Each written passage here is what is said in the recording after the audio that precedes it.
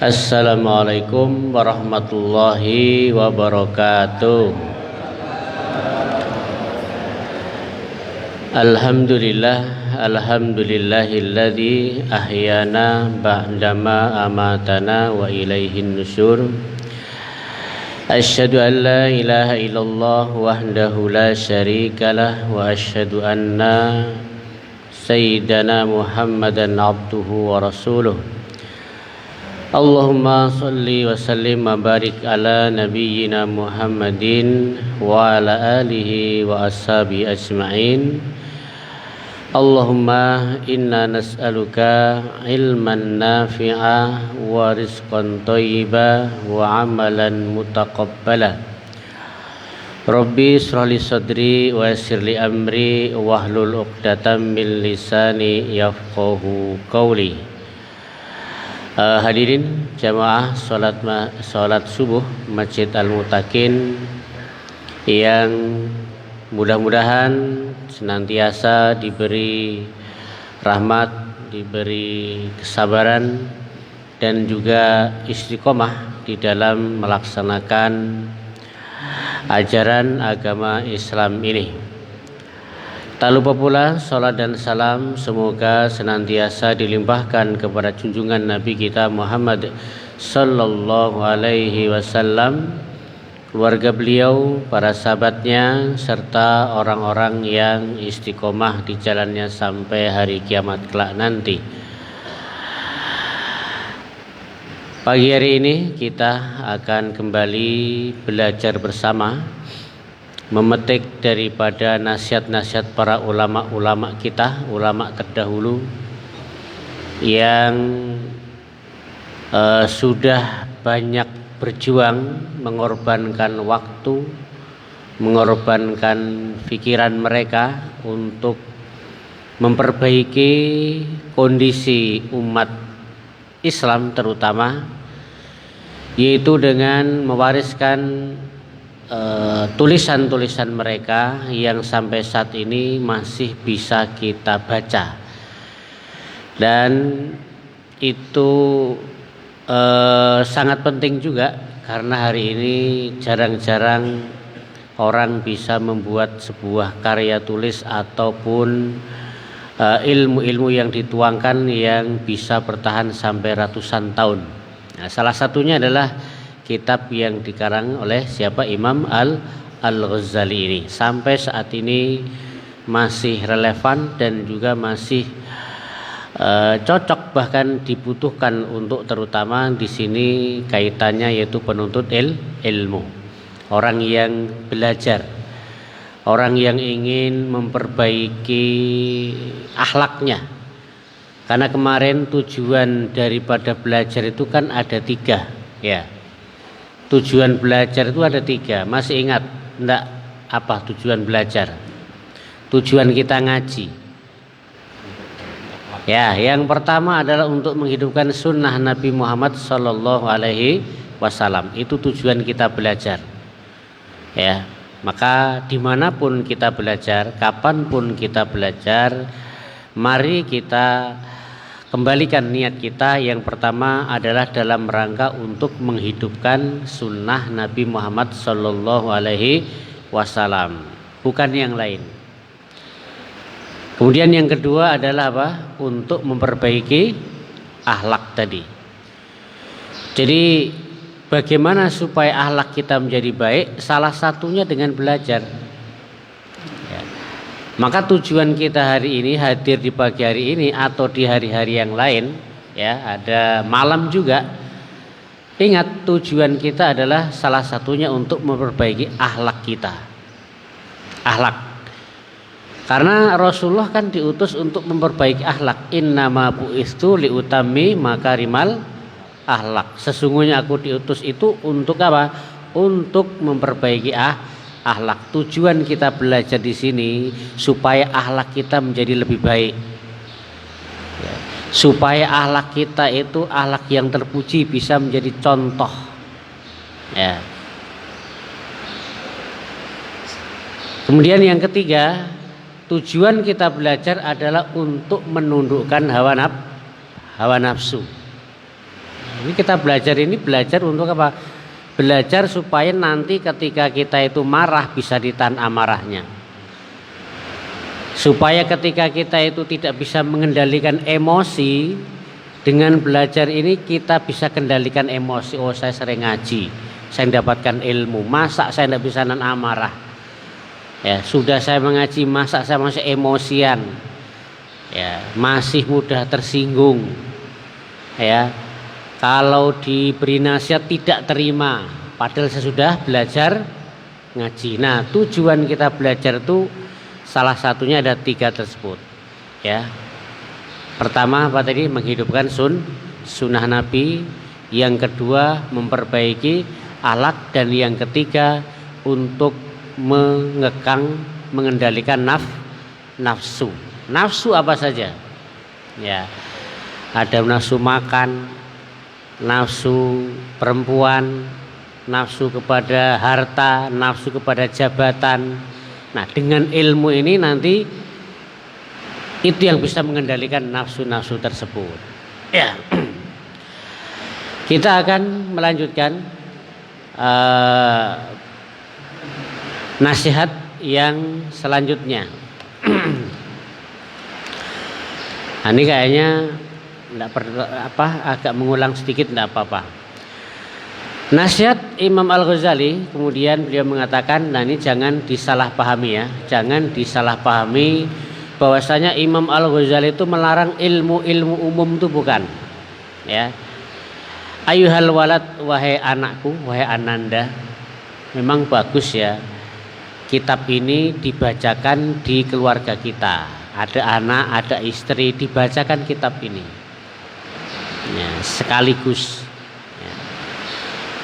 ya dibacalah, cari bukunya, dibacakan. Kayaknya asik banget ya, satu keluarga kumpul ini dibaca sama-sama ya. Jadi keluarga itu juga bisa dapat ilmu ini ya.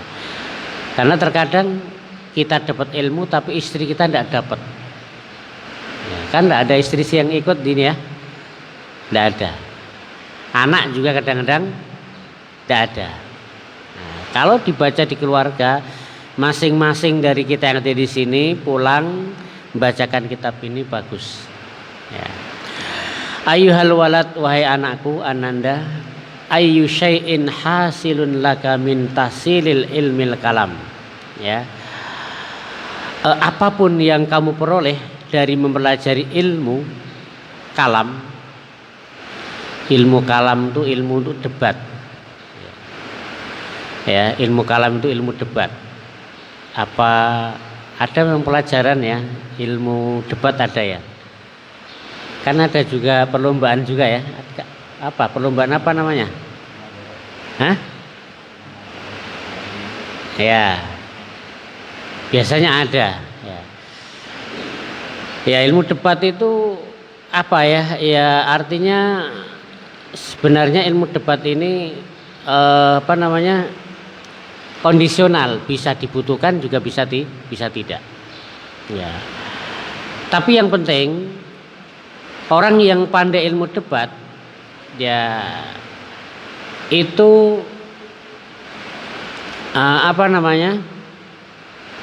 jangan sibuk dengan debat-debat terus ya.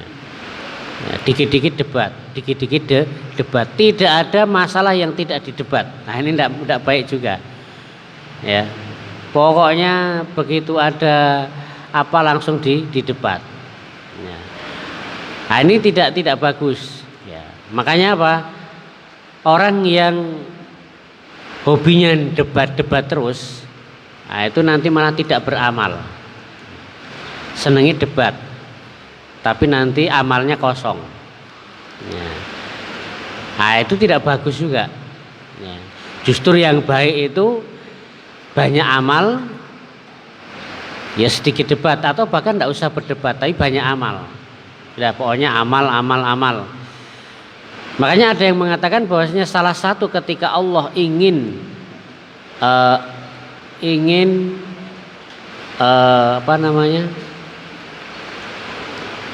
menginginkan hambanya itu tidak beramal, maka Allah akan sibukkan dia dengan debat. Debat sana, debat sini, tapi nanti amalannya kosong. Kalau dulu ada yang nyebut, ada yang ngisahkan misalnya tentang masalah kunut subuh, debat tidak selesai-selesai sampai malam. Ya, antara yang pro kunut subuh dan yang tidak kunut subuh. Debat sampai malam, tapi akhirnya apa ujung-ujungnya dua-duanya tidak sholat subuh. Ya, karena apa debatnya sampai pagi kan gitu. Tidak penting. Ya, yang penting adalah amal. Yaitu ilmu kalam wal khilaf dan ilmu perbedaan pendapat khilaf. Ilmu khilaf itu perbedaan para ulama. Ya, ada sebuah kitab buku yang di situ berisi tentang perbedaan ulama, khilaf para ulama, namanya kalau tidak salah Bidayatul Mujtahid. Oh, itu satu masalah banyak perdebatan khilaf. Ya, bagaimana sholat tarawih, ada yang 11 rakaat, ada yang 21. Kalau Imam Malik itu 36. Nah, di situ ada namanya khilaf. Nah, itu juga ilmu juga. Ilmu. Tapi biasanya ilmu khilaf perbedaan ini dipelajari ketika kita sudah matang, sudah mapan ilmu pondasinya. Ya, kalau belum, ya belum, baru belajar langsung yang dipelajari ilmu tentang perbedaan pendapat. Nah, ini repot nanti, dikit-dikit disanggah. Ya. Kemudian watib ilmu kedokteran, wadawawin dan prosa, wal as'a dan sair-sair, wan nujum dan ilmu perbintangan, wal arut, ya ilmu arut, ya, wan nahwi dan ilmu nahwu, was sorfi dan ilmu sorob, wa ghairu tadbihil umur. Semua itu apa? Itu akan menyia-nyiakan umur. Enggak. Sekali lagi ya, jika itu diniati bukan dalam rangka bukan mendekatkan diri kepada Allah Subhanahu wa taala. Bahkan di sini belajar bahasa Arab nahwu sorob itu pun dikatakan menyia-nyiakan umur. Jika niatnya tidak betul. Apalagi kalau yang ilmu umum. Menyia-nyiakan umur itu. Ya. Yang kamu hasilkan selama ini belajar itu semua menyia-nyiakan umur ketika belajar itu tidak dalam rangka ikhlas kepada Allah Subhanahu wa taala atau dalam rangka 3 hal tersebut tadi. Dalam rangka untuk menghidupkan sunnah, memperbaiki akhlak ataupun mengekang hawa nafsu. Sia-sia semua. Berapa tahun kita belajar ilmu tersebut? Sia-sia. Karena tidak ada niat yang betul. Jangan dikira belajar ilmu agama itu bermanfaat 100%, belum pasti. Tergantung niatnya. Bahkan belajar kita di sini tadi, kita hadir setiap pengajian tadi, kalau niatnya tidak dari 3 tersebut tadi itu sia-sia. Sia-sia. Ya. Menyia-nyiakan umur. Ya. Makanya kemarin dikisahkan ya, bagaimana B.J. Habibie ketika di masa tuanya itu apa? Dia berkata, seandainya saya bisa kembali muda lagi, maka saya akan belajar ilmu agama. Saya tidak akan belajar ilmu sains, bikin pesawat, bikin ekor pesawat, bikin sayap pesawat, tidak. Kenapa? Karena ilmu umum itu kalau orangnya sudah tua itu terkadang tidak ada manfaatnya. Sudah pensiun, ya kan? Sudah tidak ada kerjaan, siapa yang mau belajar? Ya, makanya ada seorang bapak yang bijaksana, dia nasihati keponakannya, dia mengatakan, kalau ingin ilmumu bermanfaat sampai tua, pelajari ilmu agama. Semakin orang tua, semakin tua dan dia punya ilmu agama, dia semakin dibutuhkan oleh masyarakat. Ya, ketika sudah tua dia bisa ngajari anak-anaknya, cucu-cucunya. Banyak orang datang, tetangga datang minta fatwa, minta keterangan halal atau haram. Itu ilmu agama akan bermanfaat sampai tua. Tapi sekali lagi jangan dipahami apa? Haram ilmu umum tidak ya, tidak. Apalagi kalau bisa menggabungkan itu. Ilmu umumnya juga ada, ilmu agamanya juga ada. Ya. Kemudian yang selanjutnya, nasihat beliau selanjutnya, ya. Inni ra'aitu fil Injil anna Isa alaihissalam qala. Sesungguhnya aku melihat di dalam Injil bahwasanya Nabi Isa alaihissalam qala berkata, min sa'atin yudha'ul mayyit alal janazah, yaitu saat mayit itu diletakkan, ya, diletakkan dikubur, ya, belum dimasukkan dalam liang lahat. Yas'alullahu bi azamati, Allah bertanya dengan keagungannya, yaitu minhu arba'ina soalan, yaitu tentang 40 persoalan. Ya. Awalahu, yang pertama, yaqulu, Allah bertanya, abdi wa hambaku, zuharta mandarul khalqi sinina, engkau itu membaguskan, ya, bertahun-tahun engkau membersihkan dirimu dari pandangan makhluk.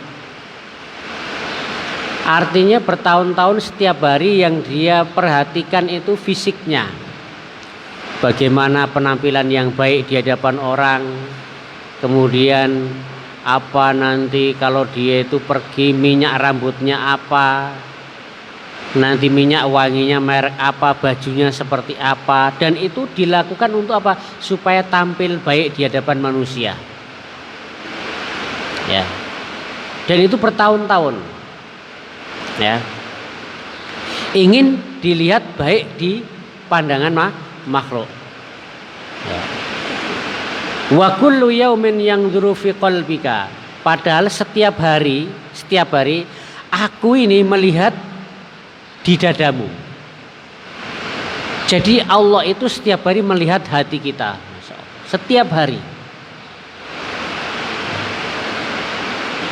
Padahal setiap hari Allah itu melihat kita, melihat bukan fisiknya, bukan kulitnya, bukan bajunya, tapi yang dilihat Allah itu hatinya oleh Allah Subhanahu wa taala.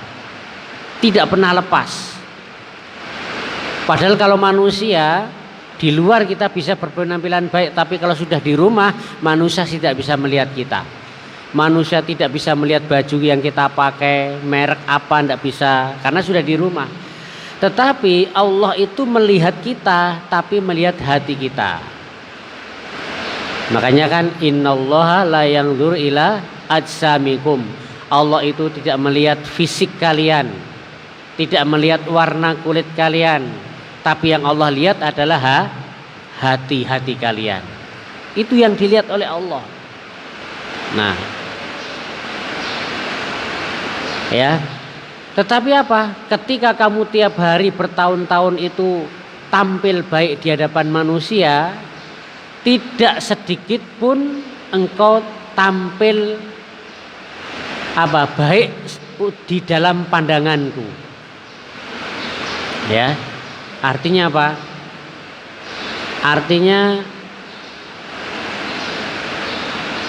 kita sibuk dengan penampilan kita, tapi kita lupa untuk memperbaiki hati kita.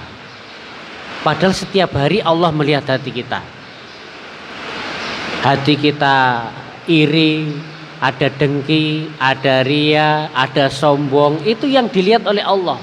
Ternyata dalam hati kita itu tidak bersih, dalam dada kita itu maksudnya. Harusnya ketika kita tahu Allah senantiasa melihat hati kita itu kita poles dengan baik. Bersihkan daripada iri, dengki, sombong, ujub, itu tidak, karena itu dilihat oleh Allah Subhanahu wa taala. Itu yang dilihat. Nah. Maka apa? Ma tasna'u li ghairi, apa yang kamu perbuat terhadap selainku, ya. Wa anta mahfufun bi khairi, Sementara engkau itu senantiasa dikelilingi oleh kebaikan-kebaikanku. Apakah engkau tuli dan tidak mendengar? Kita senantiasa diberi kebaikan-kebaikan oleh Allah. Ya, dari hari ini kita bisa bangun lagi setelah dimatikan kebaikan Allah Subhanahu wa taala. Hari ini kita bangun dalam keadaan sehat, itu kebaikan dari Allah Subhanahu wa taala. Hari ini kita bisa berjalan dari rumah ke masjid, kebaikan Allah Subhanahu wa taala. Hari ini nanti kita bisa bekerja seperti biasa, itu kebaikan Allah Subhanahu wa taala. Hari ini matahari terbit, itu kebaikan Allah Subhanahu wa taala kepada kita. Ya, hari ini kita dalam keadaan sehat, itu kebaikan Allah Subhanahu wa taala. Tetapi kenapa kamu tidak memperbaiki hati yang senantiasa dipandang oleh Allah Subhanahu wa taala? Hati. Lebih penting mana? Hati atau fisik? Fisik itu penting, tapi hati itu lebih penting untuk diperbaiki. Ya. Tampil sopan di hadapan manusia itu penting, tetapi tampil di hadapan Allah itu lebih penting lagi. Artinya jangan jangan hanya sekedar fisik yang kita perhatikan, hati kita tidak pernah kita perhatikan. Seperti itu. Ayuhal walad, wahai anakku, al ilmu bila amalin junun. Ilmu tanpa amal itu adalah kegilaan. Ya, memang gila. Maka kenapa orang gila tidak sholat? Kenapa? Ya karena gila. Ya. Ya. Makanya ilmu tanpa amal itu kegilaan. Dan gila itu nyentrik. Ya. Gila itu nyentrik. Ya, orang gila itu apa? Rambutnya gimbal, kan? Nggak pakai baju. Biasa orang gila. Ya. Nah, orang yang berilmu tanpa diamal itu seperti orang gila. Orang gila itu kan kayaknya tidak punya norma, ya kan? Tidak punya malu. Pakai baju atau tidak masalah. Itu orang gila. Wal amal bi ghairi ilmin la yakun, dan amal tanpa ilmu itu kan tidak pernah ada. Karena apa? Untuk beribadah kepada Allah dengan baik kita perlu ilmu. Maka amal tanpa ilmu itu tidak akan ada amal. Tidak akan ada amal. Sholat subuh berapa? 2 rakaat. Kan tidak punya ilmu, sholat subuh kok cuma 2 rakaat kan masih sehat, ya. Ya harusnya 17 rakaat kan begitu. Nah ini namanya apa? Akhirnya dia sholat seperti itu, tidak ada. Karena tanpa ilmu. Sholat isya lagi capek-capeknya sudah ngantuk 4 rakaat. Ya, akhirnya dirubah saja 2 rakaat. Karena tidak ada ilmu. Maka apa? Amal tanpa ilmu tidak ada. Tidak ada. Ya. Wa'lam, ketahuilah, annal ilma, sesungguhnya ilmu. Nah, ilmu ini la yub'idukal yaum anil ma'asi, ilmu yang tidak menjauhkan kamu dari perbuatan maksiat. Nah, ilmu yang kita punya tidak menjauhkan kita dari perbuatan maksiat. Ilmu apa? Ya tadi ada ilmu agama, ilmu nahwu, ilmu sorof, kedokteran. Ya. Itu tidak menjauhkan dari maksiat. Apalagi kalau kuliah di IPB, ya, IPB Bogor itu kan banyak mempelajari tentang yang pertanian, ya, macam-macam tanaman, tumbuhan, hewan-hewan yang di situ sangat luar biasa banyaknya yang belum banyak diketahui. Itu kok tidak menambah keimanan kepada Allah Subhanahu wa taala. Nah ini. Ya.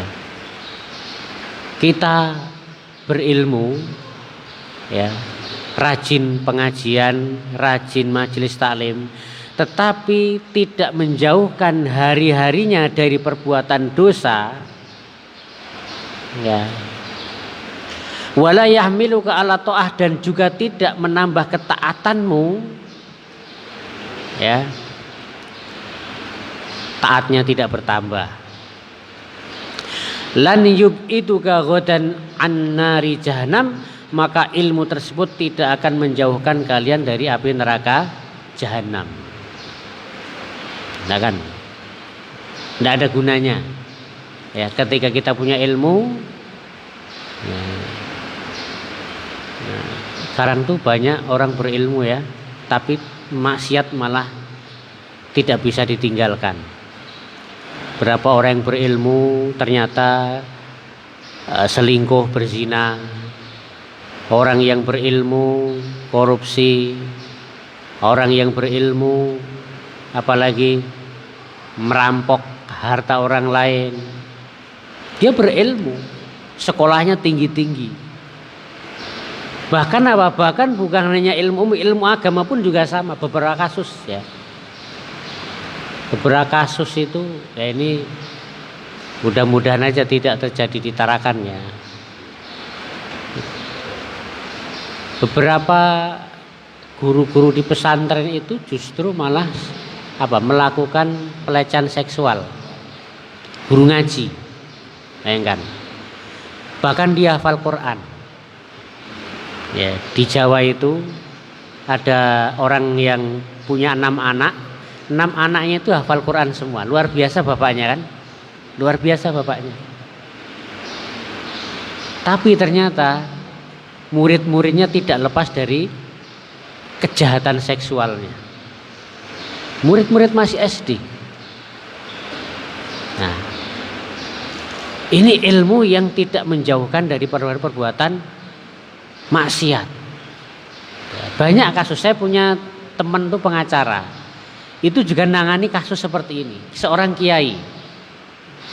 kiai dilaporkan sama wali muridnya karena apa? Melakukan pelecehan kepada santri-santri yang perempuan. Ya. Kita berlindung kepada Allah dari hal yang seperti itu. Ya. Berlindung, dan mungkin banyak lagi. Ya. Ya. Ditarakan ya, kemarin tuh di panti itu kan ada pelindungan anak perempuan itu. Tapi sudah agak lama ya. Anak kelas 6 SD perempuan. Itu pertama itu dia diruda paksa. Diruda paksa sama orang. Ternyata kemudian setelah diruda paksa, apa yang terjadi? Dia malah ketagihan. Setelah ketagihan, akhirnya apa? Dia pun open BO. Itu masih SD. Ya. Masih SD.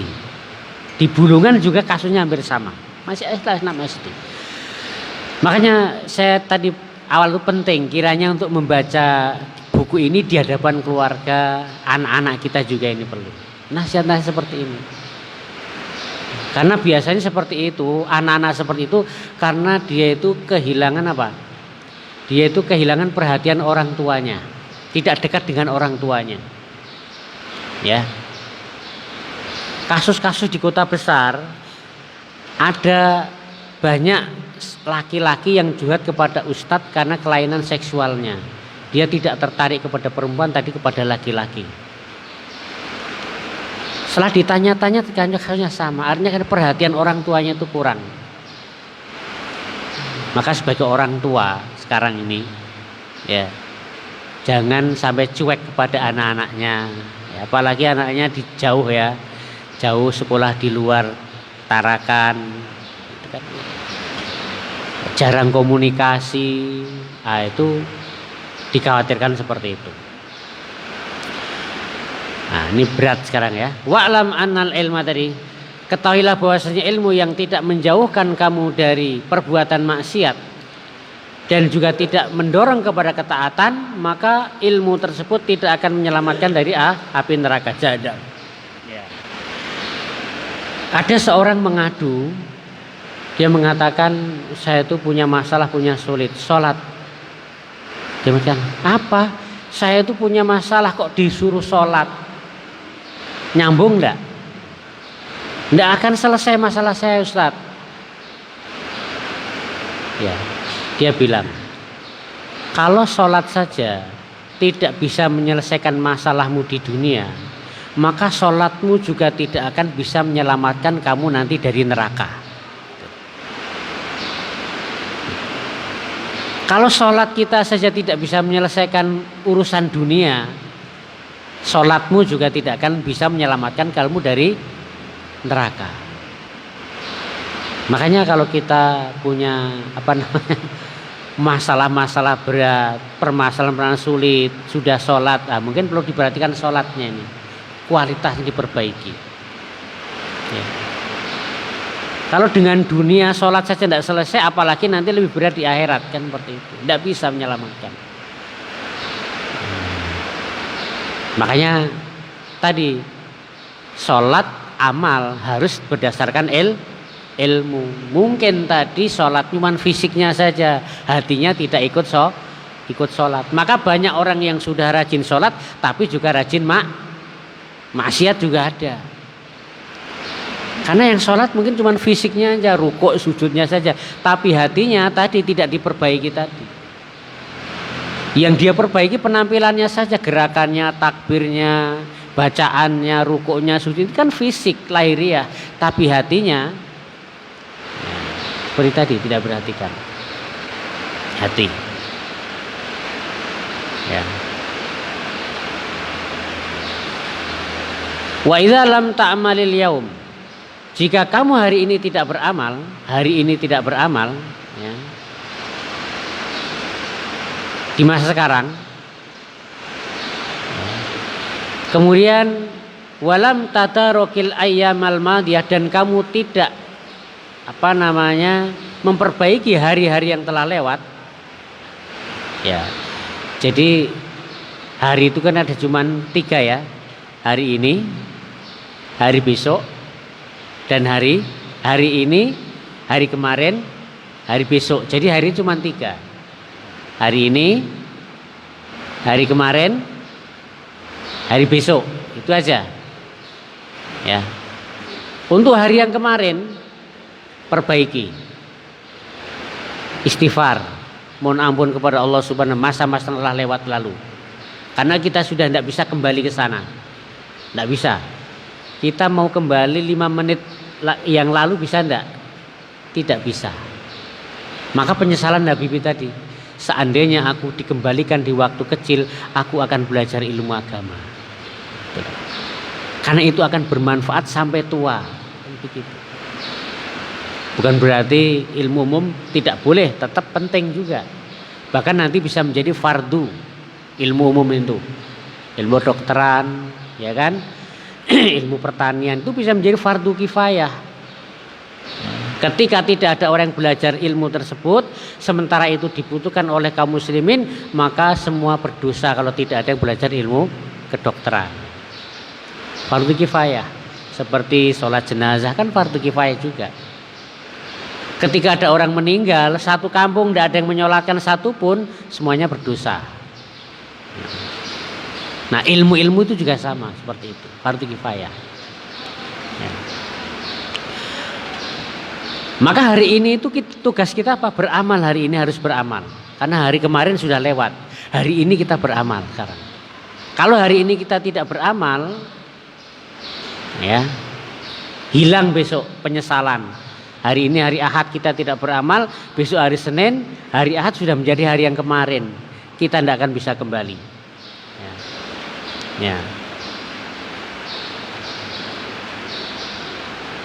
Ya, maka tadi wa idlam ta'mal al yaum. Pohon sekarang tuh amallah, beramal. Jangan nunggu besok. Kalau nunggu besok, hari Ahad ini berarti hilang sudah, modal kita hilang. Karena nunggu hari Senin. Nanti hari Senin tidak beramal, ke Selasa, hari Senin hilang sudah lagi. Begitu. Maka kebaikan itu kalau ditunda biasanya apa? Kebaikan kalau ditunda itu biasanya tidak terlaksana. Ya, yang mau haji mungkin ya, nah, ini semua haji kan, besok aja.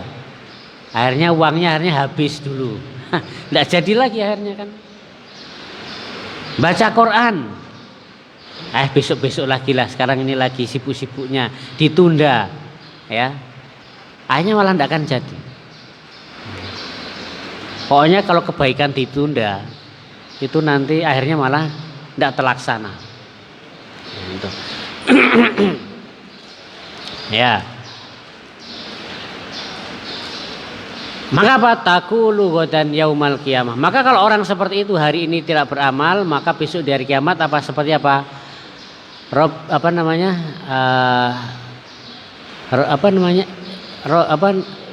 Pak Ustaz ngati untuk kembali ke dunia itu ayatnya apa? Farji'na na'mal solihan. Maka nanti ketika kita sudah di hari kuburan tadi, hari kiamat, kita akan berkata kepada Allah, ya Allah, farji'na na'mal solihan, kembalikan lagi ke bumi. Untuk apa? Untuk beramal soleh. Sama saja. Hari Sabtu sudah terlewat. Kita menyesal kenapa kemarin tidak beramal. Kita kepengen doa kepada Allah, ya Allah, kembalikan ke hari Sabtu kemarin, bisa enggak? Tidak bisa. Nah, nanti di hari kiamat juga sama. Tidak akan bisa kembali ke dunia. Ya. Maka nanti akan dijawab oleh malaikat, fayuqol, maka dikatakan kepada orang tersebut, ya ahmak, wahai orang yang dungu. Anta min huna, kata cik, kamu itu baru dari sana. Kok mau minta pulang kembali, tidak akan bisa. Maka hari ini beramalah. Hari yang telah lalu perbaiki dengan istighfar. Istighfar. Ya. Kemarin kan nanti di akhirat itu kan kita itu akan ditanya dari semenjak kita balik sampai kita meninggal dunia. Semenjak kita balik itu semuanya akan dicatat, akan diberikan di hadapan kita. Coba bayangkan, semenjak kita balik sampai umur kita sekarang berapa, semua perbuatan itu dicatat semua, baik perbuatan sholat maupun perbuatan dosa akan dicatat oleh Allah Subhanahu wa Ta'ala. Semenjak kita balik, coba itu kira-kira berapa tebal, berapa?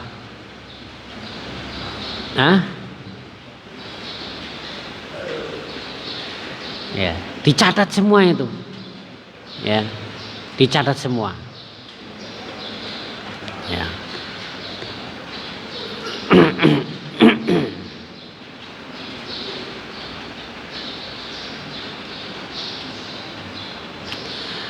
Jadi hadirin rahmati Allah Subhanahu wa Ta'ala, ya nanti akan dicatat semua seluruh amal perbuatan kita, dan itu nanti akan dipertanggung jawabannya. Kemarin kan sudah disampaikan ada ampunan, Robbi firli, ampunil aku, dan ada pemaafan kemarin ya. Nah, kalau kita itu minta ampun kepada Allah, maka kita tidak akan dihukum, tapi catatan amalnya masih ada. Maka ibarat kita itu nonton di layar bioskop, kita yang paling depan, orang-orang itu di belakang kita, dan yang disaksikan tuh amal-amal perbuatan kita selama kita di dunia. Catatannya dibuka. Ya. Maka ada doa apa? Ya Allah, berikan catatan amalku dengan tangan kanan. Doa seperti itu. Ya, doa. Kita akan menerima catatan amal kita masing-masing. Isinya apa? Ya, isinya yang kita ucapkan tadi. Yang kita ucapkan itu dicatat oleh Allah Subhanahu wa Ta'ala. Ya. Yang kita lihat, mungkin kita melihat orang lain, teman lain, kemudian kita merendahkan, itu akan dicatat oleh Allah Subhanahu wa Ta'ala. Dicatat. Dan nanti akan diperlihatkan kepada kita itu. Ini kamu seperti ini. Dulu kamu melihat orang seperti ini. Dulu kamu berkata seperti ini. Kata-kata yang menyakitkan orang itu dicatat semua. Ya. Tapi kalau kita diampuni oleh Allah Subhanahu wa Ta'ala, kita tidak akan dihukum atas dosa-dosa kita.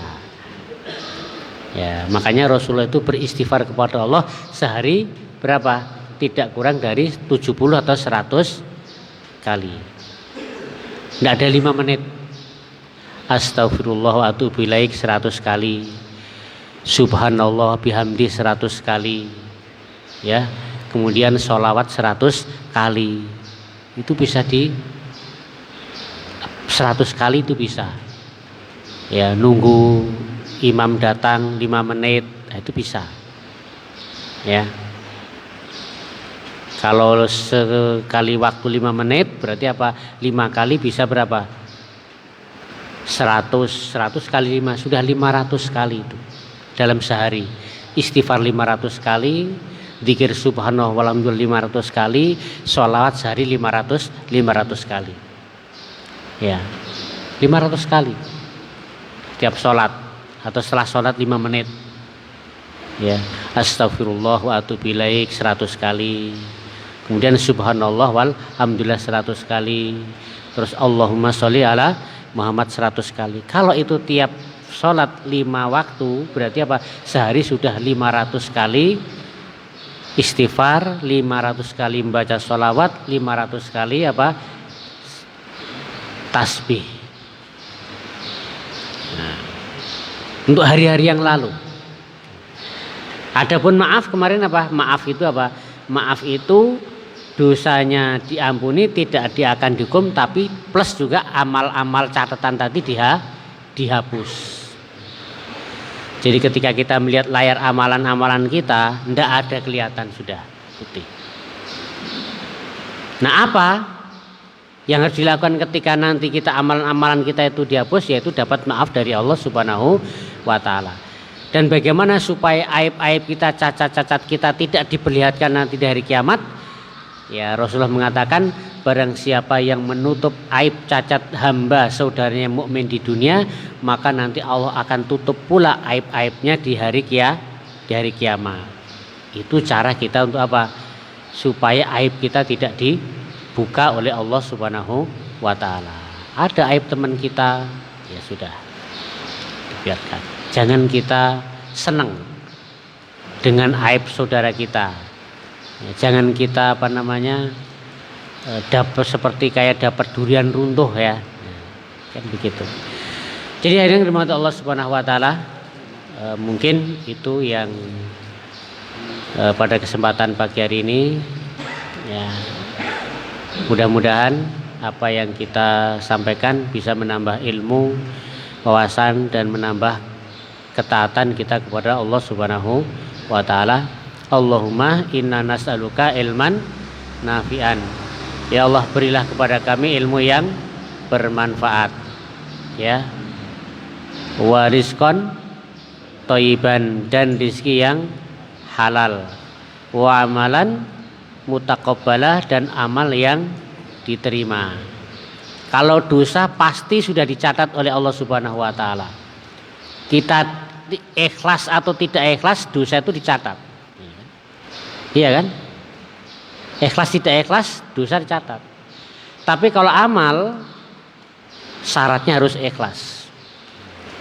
Kalau amal tidak ikhlas, tidak dapat pahala. Tapi kalau dosa, ikhlas tidak ikhlas, dapat dosa. Nah, makanya lebih banyak mana? Yang paling tahu itu diri kita. Yang paling mengetahui dosa-dosa kita dan amal-amal soleh kita ya diri kita dan Allah. Ya, maka lebih berat mana antara dosa-dosa dengan amal? Kalau dosa itu pasti dicatat, pasti dapat dosa, maksiat. Tapi kalau amal belum tentu dapat pahala. Kita sholat, kita ngaji, sedekah itu belum tentu dapat pahala. Tapi kalau melakukan maksiat pasti dosa. Ya. Makanya apa? Ya, banyak istighfar, ya kan? Kemudian apa? Perbaiki niat. Ya, niat diperbaiki terus, niat diperbaiki terus. Kalau niat itu ndak gampang. Niat itu tidak seperti membalikkan telapak tangan. Ikhlas itu ndak mudah seperti itu. Ikhlas itu berat. Ya, tidak mudah untuk ikhlas. Ya. Ya, ikhlas itu tidak gampang. Oh ya, Monggo silakan kalau ada yang mau menambah atau yang Bapak-bapak, ibu sekalian, barangkali ada kalau mulai tanya mungkin Pak Wadoyo dulu ya apa Wadoyo dulu mulai tanya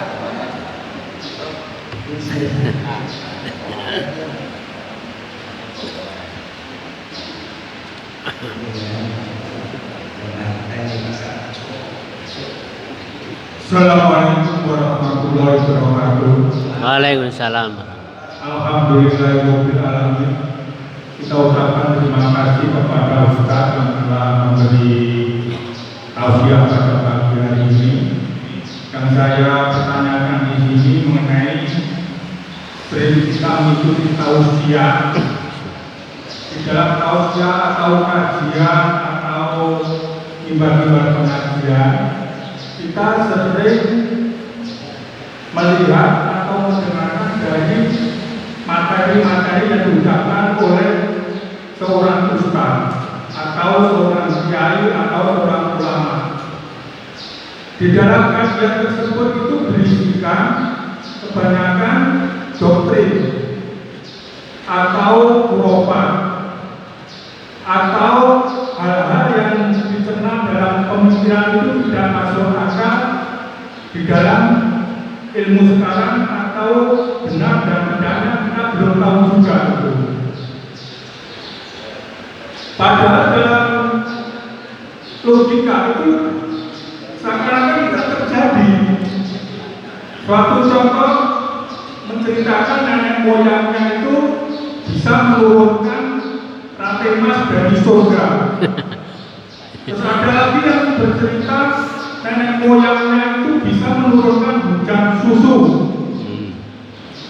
Bila dicerna itu kan tidak masuk akal, padahal negaranya itu miskin dan terutama tidak ada kehidupan sama sekali. Seandainya dia itu bisa menurunkan hujan karena negaranya kaya itu.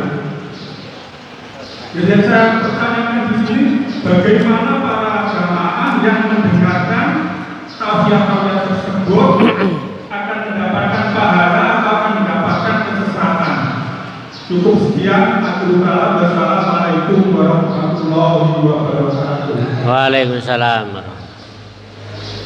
Ya, apalagi sekarang di medsos ya, orang-orang tuh mau mempromosikan apapun lebih menjangkau ya daripada dulu kan. Ya. Maka yang pertama, kalau tidak salah ada perkataan Imam Ahmad, dia mengatakan, salah seorang tokoh mazhab ulama, dia mengatakan semua perkataan bisa diterima dan bisa ditolak. Semua yang kita dengar bisa kita terima dan bisa kita tolak. Kecuali penghuni kubur ini. Maksudnya siapa? Rasulullah Shallallahu Alaihi Wasallam. Kalau itu perkataan dari Rasulullah SAW itu tidak bisa kita tolak, terima. Tapi kalau selain beliau, baik itu manusia biasa, ustadz, kiai, dai, maka itu bisa diterima dan bisa ditolak, tergantung. Ya, tergantung itu dipertimbangkan. Oh ini benar enggak secara syariat Islam, ya kan? Oh ini menyalahi enggak? Oh ini masuk akal atau tidak, kan begitu. Tapi kalau kalau dari Rasulullah, baik yang masuk akal dan tidak masuk akal wajib kita terima. Kalau dari Rasulullah kan. Maka intinya apa? Semua perkataan manusia bisa kita terima dan bisa kita tolak, kecuali penghuni kubur, maksudnya Nabi Muhammad Shallallahu Alaihi Wasallam. Kalau itu dari Nabi Muhammad Sallallahu Alaihi Wasallam, berarti jelas dari hadis-hadisnya gitu kan. Itu walaupun tidak masuk akal, diterima enggak? Kalau dari Rasulullah ya diterima, walaupun tidak masuk akal, ya kan? Apalagi yang masuk akal. Contohnya apa yang tidak masuk akal? Peristiwa Isra Mi'raj. Itu tidak masuk akal. Tapi kita terima atau tidak? Itu dari Rasulullah. Wajib kita terima. Kalau tidak kita terima berarti tidak beriman kepada Rasulullah Shallallahu Alaihi Wasallam. Karena sekarang juga bermedia di medsos, anak-anak muda itu yang mempertanyakan Isra Mi'raj. Ya. Kemarin saya ketemu dengan teman saya, diperlihatkan videonya nih, masih muda dia, mempertanyakan Isra Mi'raj tadi. Dan itu ternyata banyak anak-anak muda yang terpapar pemikiran seperti itu. Karena secara logika tidak masuk akal ini. Nah, ini, jadi medsos itu bagai sisi mata uang ya. Kalau tidak hati-hati ya tadi kena apa tapi namanya prank. Ya seperti tadi. Ya, kemudian yang kedua perkataan Imam Syafi'i. Ya, termasuk dia mengatakan apa? Kalau kamu bisa melihat orang bisa terbang, biasanya yang terbang kan burung ya. Nah, ini orang bisa terbang. Atau bisa berjalan di atas air. Nah, bisa berjalan di atas air. Ya. Maka apa? Jangan kamu kagum dulu. Lihat bagaimana pelaksanaan dia terhadap syariat Islam.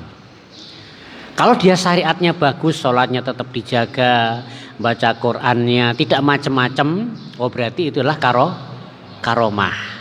Ya. Dan tadi cerita-cerita tadi itu juga bisa, karomah juga bisa jadi. Karena karomah itu ada memang karomah. Bahkan Ibnu Taimiyah mengatakan di akhir zaman karomah itu akan sering terjadi. Kenapa? Karena sudah tidak ada kenabian. Kalau masih ada nabi, mukjizat masih turun, ya kan? Untuk menguatkan keimanan mereka. Sementara di era sekarang ini, nabi sudah meninggal. Kita tidak pernah melihat mukjizat apa? Seperti sahabat-sahabat dulu melihat mukjizat pada zaman nabi. Misalnya dari jarinya keluar air, ya kan? Mukjizat. Kurma yang cuma satu bisa untuk ratusan orang, itu kan mukjizat zaman nabi. Kita kan mendengar cerita-cerita sekarang. Nah itu perkataan Ibnu Taimiyah. Makanya bisa saja orang seperti itu melakukan sesuatu yang di luar akal kita. Tapi Imam Syafi'i mengatakan tapi lihat dulu bagaimana syariatnya. Karena sekarang juga banyak seperti itu. Dan biasanya mereka tidak aktifnya ngajinya tidak di masjid, tapi di tongkrongan-tongkrongan itu kan. Nah, di tongkrong-tongkrongan itu mereka dakwahnya di situ. Ya seperti tadi. Bisa apa tadi? Nurunkan apa? Emas gitu kan. Nurunkan emas, kemudian bisa gini-gini kan gitu. Ya. Yang akhirnya nanti memang itu apa namanya? Ya banyak orang terpengaruh. Tapi intinya dua aja ya. Kalau seperti itu, pertama, perkataan Imam tadi, semua perkataan bisa kita terima, bisa kita tolak kecuali yang datang dari Nabi Muhammad SAW. Terus yang kedua, kalau kita melihat hal seperti itu, lihat bagaimana pelaksanaan syariatnya. Ya, kalau syariatnya bagus, sholat waktunya 5 waktu bagus juga, puasanya dan sebagainya, dia menjauhi hal yang haram. Tapi kalau ada lihat orang bisa menurunkan apa emas tadi, sholatnya aja tidak pernah, ya kan? Itu berarti apa? Itu bukan karomah. Tapi itu dari jin kan begitu. Nah yang terakhir, inilah pentingnya kita belajar. Pentingnya kita untuk menuntut ilmu supaya bisa membedakan oh ini benar, ini salah, oh ini karomah, ini dari jin kan begitu. Kalau tidak punya ilmu, oh iya betul, banyak tertarik. Wallahu a'lam bishawab. Mungkin seperti itu Pak. Maka bentuknya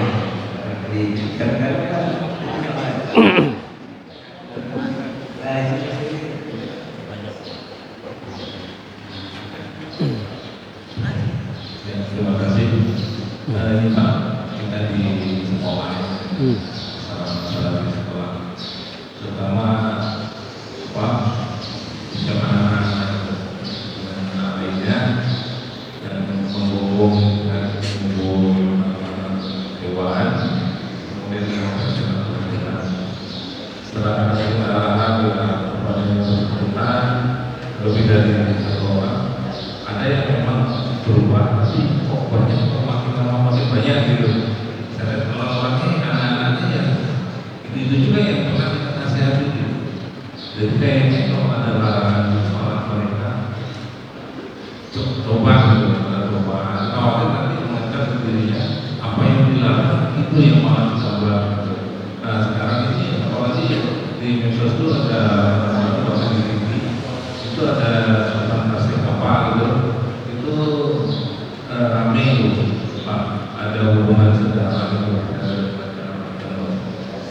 Alhamdulillah. Ini kayak apa yang dilarang malah dilanggar. Nah ini yang bertanggung jawabnya apakah gurunya atau pendidikan keluarganya? Ya, kullu mauludin yuladu alal fitrah. Setiap bayi itu dilahirkan dalam keadaan fitrah. Maka kedua orang tuanya lah yang menjadikan dia Nasrani atau Majusi. Jadi peran orang tua. Yang ditanya nanti orang tuanya, bukan gurunya. Ya guru ditanya, tapi sekali lagi tanggung jawab anak itu pada orang tua. Anak berzina, siapa yang salah? Pacarnya atau anaknya? Ayahnya tetap yang kena. Ayahnya. Lah kenapa kok bisa seperti itu? Apakah tidak dikasih pendidikan bagaimana aturan dalam Islam hubungan laki-laki perempuan? Anaknya kena narkoba, yang salah siapa? Temannya yang bawa dia, temannya narkoba atau orang tuanya? Tetap orang tuanya. Kenapa bisa sampai seperti itu? Ya. Nah, maka tetap orang tua. Kalau guru itu sekedar membantu orang tua, guru kan membantu orang tua kan. Guru itu kan cuma di sekolah, di rumah. Setelah di sekolah kan itu menjadi tanggung jawab orang tua. Itu yang pertama. Ya, jadi tetap orang tua. Maka sekali lagi yang ada di sini ini karena apa? Karena keluarga itu pendidikan yang dasar, pendidikan pertama itu di keluarga itu pada ibu. Maka itu yang penting. Kemudian yang kedua memang tantangan sekarang itu berat. Ya. Media-media, pintu-pintu kemaksiatan tuh lebih besar sekarang daripada zaman dahulu, iya enggak? Iya. Kalau zaman dahulu orang mau maksiat itu harus pergi, ya kan? Kalau sekarang orang maksiat enggak perlu pergi kan? Ya, datang sendiri kan gitu. Coba cara berpakaian orang dulu zaman sekarang lebih parah mana? Zaman dulu mungkin ada perzinaan, tapi mungkin pakaiannya juga masih rapet-rapet kan? Iya, coba sekarang orang berpakaian. Oh itu lebih banyak godaannya, terutama laki-laki kan. Kalau ndak kuat, ndak sering rajin ke masjid, ke majelis taklim itu nanti bisa lepas kan gitu. Maka termasuk rajin jamaah sholat di masjid, hadir di pengajian itu termasuk untuk mengontrol juga kan gitu, mengontrol. Sehingga ada rasa malu untuk berbuat maksiat. Mosok rajin sholat di masjid, rajin ngaji kok ternyata pergi kemana? Yang di sana itu, Bengawan ini kan, ya, enggak, mungkin. Tapi kalau orang dengan kita itu rajin di sini itu otomatis itu akan tertutup pintunya kan, mungkin kepikiran saja enggak. Tapi coba kalau enggak pernah sholat di masjid, enggak pernah ikut kajian taklim, ada kepikiran seperti itu, mungkin diajak temannya juga bisa, ada kepikiran seperti itu. Maka memang saat ini lebih berat daripada zaman dahulu. Sudah godaan yang sangat menggiurkan, ya kan? Media juga ada, ya kan? Ya. Dibandingkan zaman dahulu. Maka orang yang saat ini bisa bertahan di akhir zaman itu masih bisa bertahan, maka Rasulullah pun kangen kepada mereka. Suatu saat Rasulullah mengatakan, aku rindu dengan teman-temanku. Sahabat saat itu yang mencari Rasul mengatakan, ya Rasulullah, siapa teman-temanmu? Bukankah kita ini teman-temanmu ya Rasulullah? Rasulullah mengatakan, engkau adalah sahabatku. Lalu siapa teman-temanku? Teman-temanmu ya Rasulullah?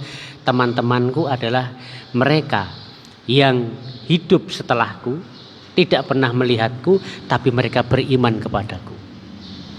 Nah kita ini yang tidak pernah melihat Rasulullah SAW, tapi iman percaya itu dirindukan oleh Rasulullah SAW.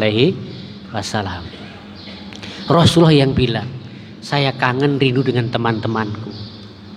Siapa teman-temanmu?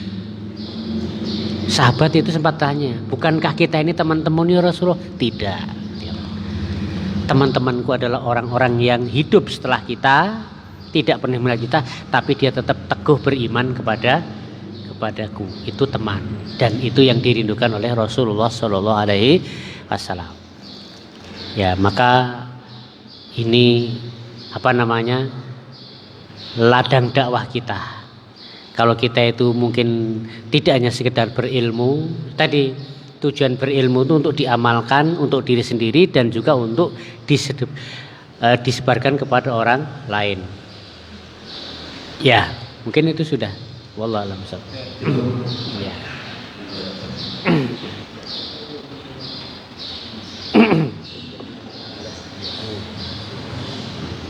Sudah? Ya, kita akhiri dengan doa kaul majelis. Subhanakallahumma rabbana wa bihamdika asyhadu an la ilaha illa anta astaghfiruka wa atubu ilaik. Assalamualaikum warahmatullahi wabarakatuh.